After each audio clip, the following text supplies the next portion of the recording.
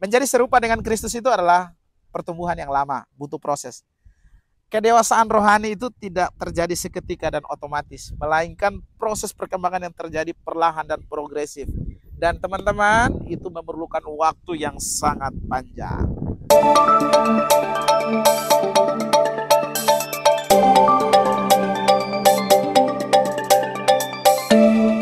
Halo guys, welcome back di channel ini. Apa kabar? Saya berharap kalian semua sehat dan bahagia selalu. Yeay. Nah, kalian lihat di belakang saya ini atau di samping saya itu ada tulisan Sekinah. Itu nama dari gereja GPPK, gereja dari sahabat saya, dan dia ada di Sungai Lekop atau Dapur 12. Nah, buat kalian yang ada di Dapur 12, Batu Haji, Sagulung, yang belum punya gereja atau yang merantau di sini sudah bertahun-tahun dan tidak punya tempat untuk ibadah, kalian bisa langsung mampir ke sini untuk beribadah di sini. Nanti saya bakalan cantumkan nomor telepon yang perlu kalian hubungi untuk bisa berkunjung ke sini. Nah, hari ini teman-teman, seperti biasa saya bakalan bahas insight yang aku dapatkan dari buku ini. Nah, for your information aja teman-teman, buku ini berisi tentang 5 tujuan Tuhan atas hidup kita. Yaitu yang pertama, kita diciptakan untuk kesenangan Tuhan. Yang kedua, kita diciptakan untuk menjadi keluarga Allah. Nah, tujuan yang pertama dan kedua ini saya sudah bahas di video-video sebelumnya. Nah, sekarang kita masuk ke tujuan yang ketiga, yaitu kita diciptakan untuk menjadi serupa dengan Kristus. Nah, tujuan yang keempat, kita dibentuk untuk melayani Tuhan, dan tujuan yang kelima, kita diciptakan untuk sebuah misi. Nah, hari ini saya bakalan masuk untuk memulai bahas bagian yang ketiga, yaitu kita diciptakan untuk menjadi serupa dengan Kristus. Nah, guys, buat kalian yang ingin dapatkan buku ini, kalian bisa cek di Tokopedia atau di Shopee atau juga di toko buku rohani yang ada di kota kalian. Dan juga bagi kalian yang pengen dapatkan secara gratis dari saya, sederhana aja, kalian tinggal komen di bawah. Nanti saya akan pilih komen mana yang paling bagus, bakalan saya kirimkan secara gratis. Oke guys, mari kita mulai bahas tujuan Tuhan yang ketiga atas hidup manusia dari buku Rick Warren ini, yaitu kita diciptakan untuk menjadi serupa dengan Kristus. Teman-teman, the original plan atau rencana awal Tuhan adalah menjadikan kita semua serupa dan segambar dengan dirinya. Kejadian 1 ayat 26 di situ dikatakan gini. Berfirmanlah Allah, baiklah kita menjadikan manusia menurut gambar dan rupa kita. Ayat 27, maka Allah menciptakan manusia itu menurut gambarnya dia. Menciptakan dia laki-laki dan perempuan menurut gambarnya Tuhan. Nah, ini sebetulnya hak istimewa guys buat kamu dan buat saya juga, bahwa kita ini didesain menurut gambar dan rupa Allah. Nah, sama seperti Tuhan adalah roh, dia bisa juga berpikir, dia bisa merasakan. Nah, begitu juga kamu dan saya. Kita semua bisa punya pikiran. Kita punya roh yang artinya melebihi tubuh jasmani kita. Tubuh jasmani ini kan datangnya dari tanah, tapi roh itu datangnya langsung dari Tuhan. Jadi meskipun suatu saat nanti waktu kalian meninggal atau saya meninggal, tubuh kita ini bakalan kembali ke tanah, tapi roh kita ini akan kembali ke Tuhan. Nah, kemudian kita juga punya intelektual, sehingga kita bisa berpikir, bahkan berargumen gitu ya, juga bisa menyelesaikan masalah-masalah yang terjadi di sekitar kita. Dan juga kita ini juga makhluk yang relasional, artinya kita bisa membangun hubungan dengan orang-orang lain gitu.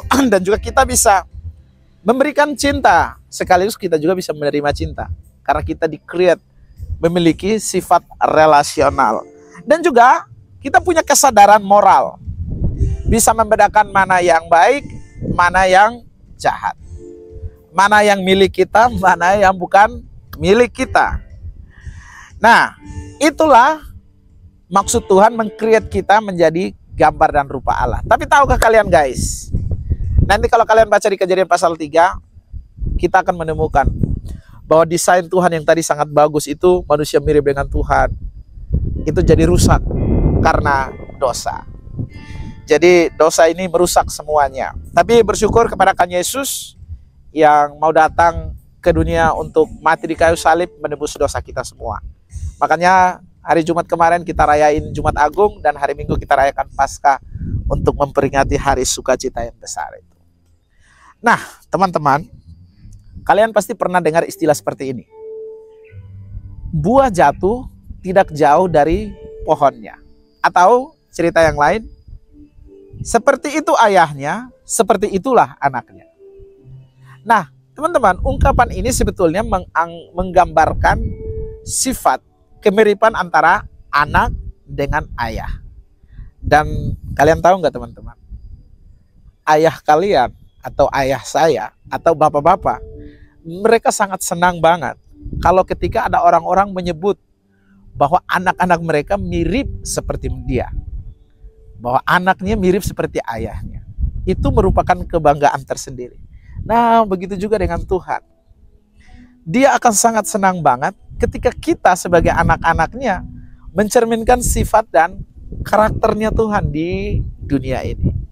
Tuhan itu bakalan senang banget guys kalau kita di sekolah mencerminkan karakternya, di gereja mencerminkan karakternya, di dalam rumah tangga mencerminkan karakternya. Wow, itu luar biasa banget. Itu sesuatu yang amazing banget. Nah guys, saya pengen kasih warning dulu ya. Tadi di awal saya sudah bilang kita diciptakan menurut gambar dan rupa Allah. Betul ya? Tapi kalian perlu ingat, memang kita diciptakan menurut dan gambar dan rupa Allah, tapi bukan berarti kita bakal menjadi seperti Allah. Saya ulang ini. Memang kita diciptakan menurut gambar dan rupa Allah, tapi bukan berarti kita menjadi seperti Allah.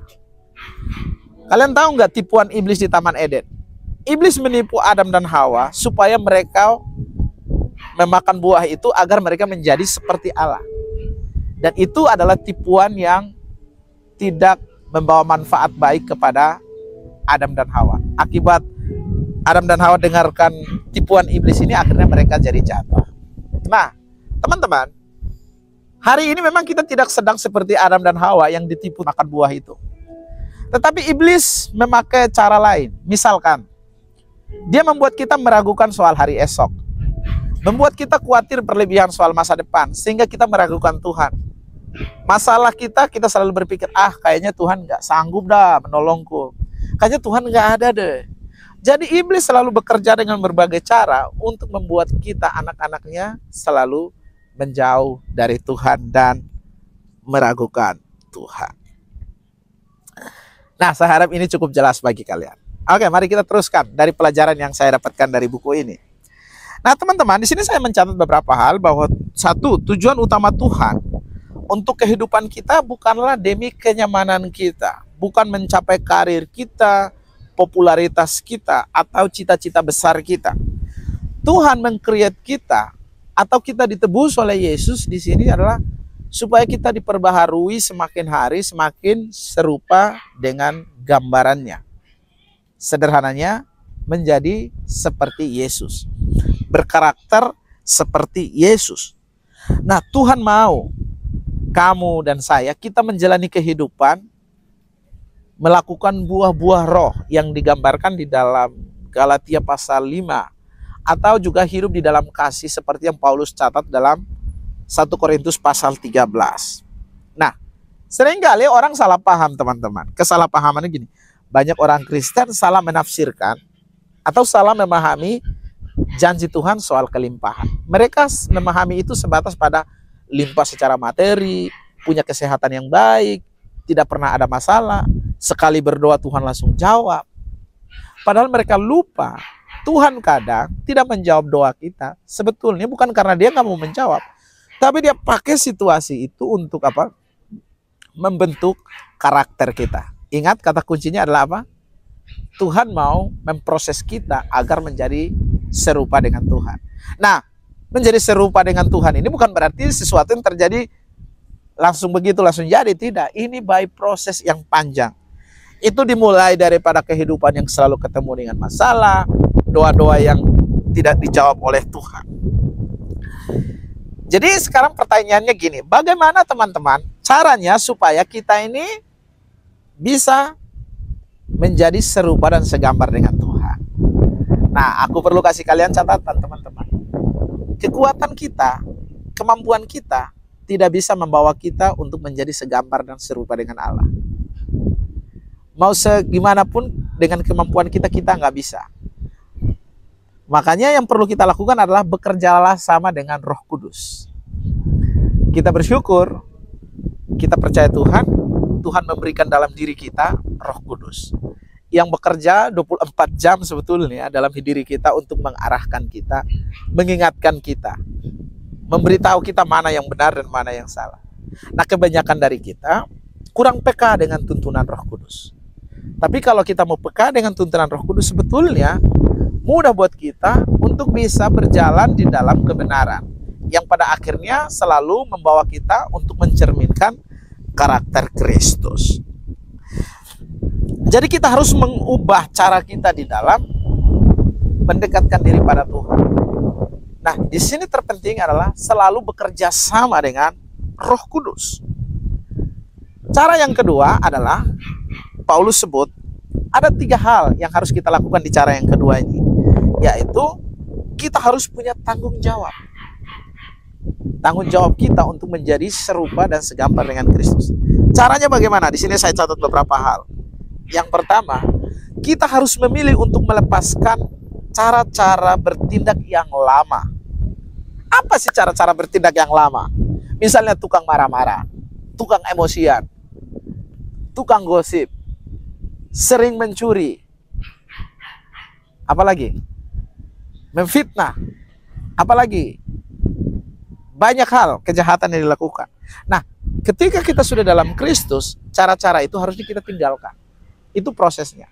Nah, tanggung jawab yang kedua adalah kita harus mengubah cara kita berpikir.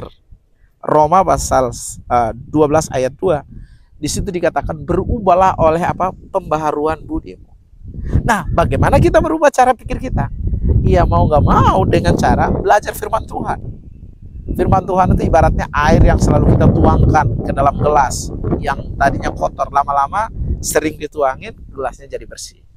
Nah, percayalah bahwa pikiran kita ini sudah dikotori oleh berbagai hal-hal najis di dunia ini. Nah, untuk membersihkannya harus disiram, dituangi terus pakai firman Tuhan. Yang ketiga, kita harus mengenakan karakter Kristus. Efesus 4 ayat 24 mencatat, hendaklah kamu hidupmu diperbaharui semakin serupa dengan karakter Kristus.